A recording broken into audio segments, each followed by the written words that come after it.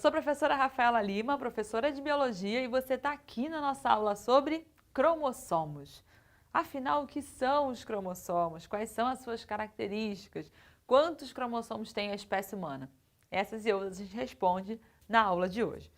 Vamos começar analisando então o que são cromossomos. Coloquei aqui para vocês. São estruturas formadas por uma molécula de DNA associada a moléculas de proteína. Você lembra do DNA, né? Aquela molécula que contém as informações genéticas de cada um de nós, as informações de cada um de nós, que vão aí ser passadas aos nossos descendentes, né? A molécula da hereditariedade.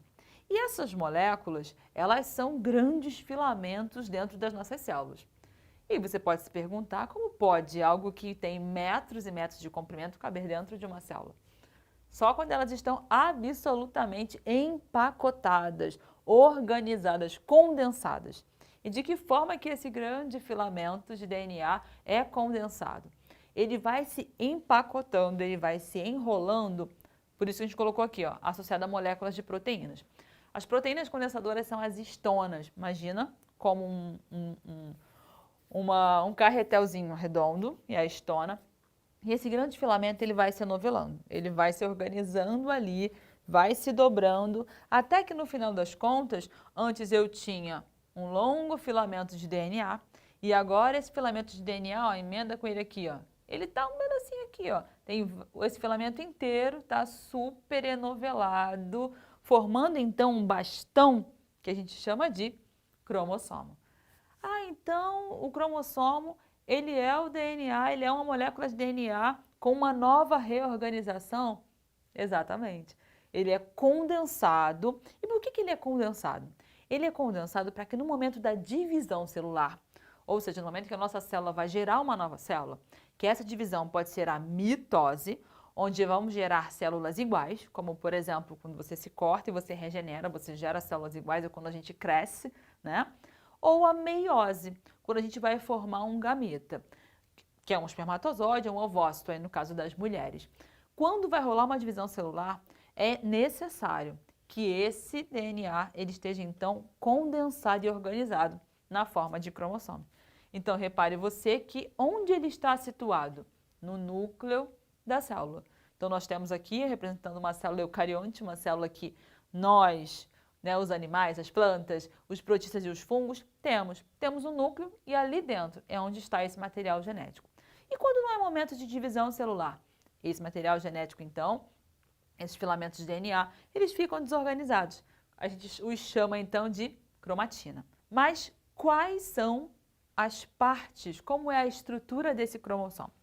Repare você, então, que ele vai ter uma porção onde há união ali, uma constrição, um apertamento ali nesse cromossomo que a gente chama de centrômero. Essa porção, então, a gente chama de braço e essa é a estrutura dele. Ele vai ter um centrômero e ele vai ter o braço. Agora, uma coisa interessante é que esse centrômero ele não está sempre na mesma posição. Então, às vezes, esse braço ele pode ser um pouco maior, ele pode ser um pouco menor, ou seja, existem tipos diferentes de cromossomos. E aí você dá uma olhadinha aqui comigo para você ver esses tipos. Repare, ó, a gente tem um cromossomo que a gente enquadra, então, na categoria como metacêntrico, meta de meio, ou seja, esse centrômero ele se situa no meio. Ou quando esse centrômero está um pouquinho acima, a gente chama então de submetacêntrico, né? Alguns, eles vão ter esse centrômero muito lá em cima. O braço superior fica pequenininho. Acrocêntrico, acro de cabeça, né? Parece que ele está lá na cabeça. E temos também o telocêntrico, que ele realmente, esse centrômero realmente vai estar na parte superior de forma que não tem nada acima. Esse tipo, o telocêntrico, a gente não tem na espécie humana.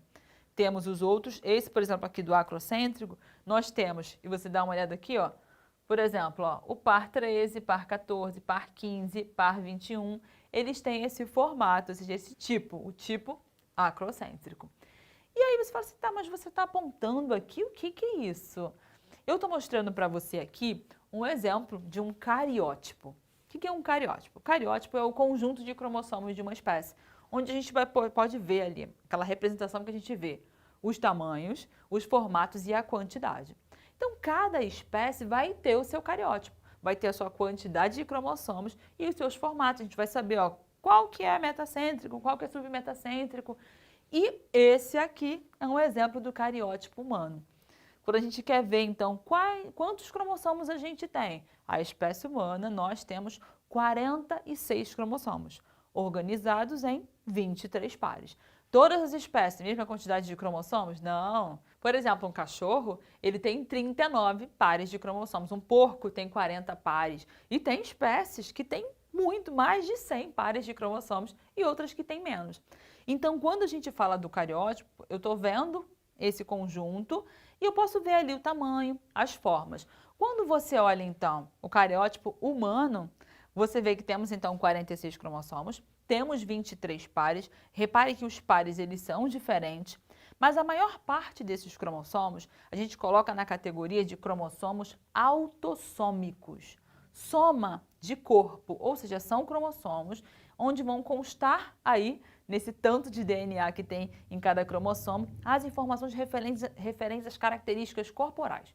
Esse mundo de características corporais que a gente tem, os funcionamentos do nosso corpo, estão então em 22 pares de cromossomo. O par 23 a gente chama de cromossomos sexuais. Por quê? Porque eles são referentes às características sexuais. Temos então, em mulheres, um par igual, a gente chama de XX. No caso dos homens, diferente, XY. Então, repara aqui, você olha esse cariótipo e você consegue saber que esse é um cariótipo masculino. Porque no par 23, repare que um é mais tradicional, é metacêntrico, e o outro é um pouco menor. XY, ou seja, o par de cromossomos é diferente?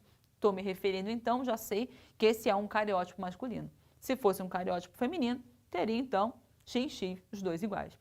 E isso é interessante porque na hora da formação aí de um novo indivíduo, né, quando há então a união do espermatozoide masculino com o ovócito feminino, então o pai vai mandar 23 cromossomos e a mãe vai mandar 23 cromossomos.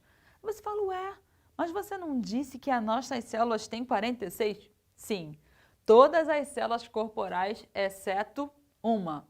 No meu caso, que sou mulher, todas as mulheres, no ovócito, o gameta feminino, que o povo chama popularmente de óvulo, ele vai ter a metade do número de cromossomos. E as outras células vão ter aí duplicado. E no homem, o espermatozoide vai ter essa metade. Por isso que eu coloquei isso aqui para vocês, ó. Quanto ao conjunto de cromossomos, vão ter células que vão ter só um conjunto de cromossomos, e a gente chama então de haploides, células haploides. Quem são elas? Ovócito, né, o gameta feminino, e o espermatozoide masculino. Espécie humana, o espermatozoide masculino, então, tem só um conjunto, 23 pares, e o ovócito feminino tem 23 pares. Junto, então, esse 23 com 23, chego a uma célula diploide, com os dois conjuntos ali de cromossomos. A célula 23, então, espermatozoide, ovócito, nas plantas também, os gametas das plantas também, os gametas sempre seguem esse padrão, são haploides. Unir haploide masculino com feminino, chego então nas células diploides. E aí você pode se perguntar, né, mas em relação à questão dos cromossomos sexuais, como é que vai ser isso? Nós, mulheres, os nossos ovócitos, sempre vão mandar um X, a gente só tem X, XX. E no espermatozoide masculino, alguns vão conter X, alguns vão conter Y. Y. Na fecundação, quem então decide qual vai ser ali o sexo daquele indivíduo? Vai ser o que vier no espermatozoide, porque a mãe já deu X.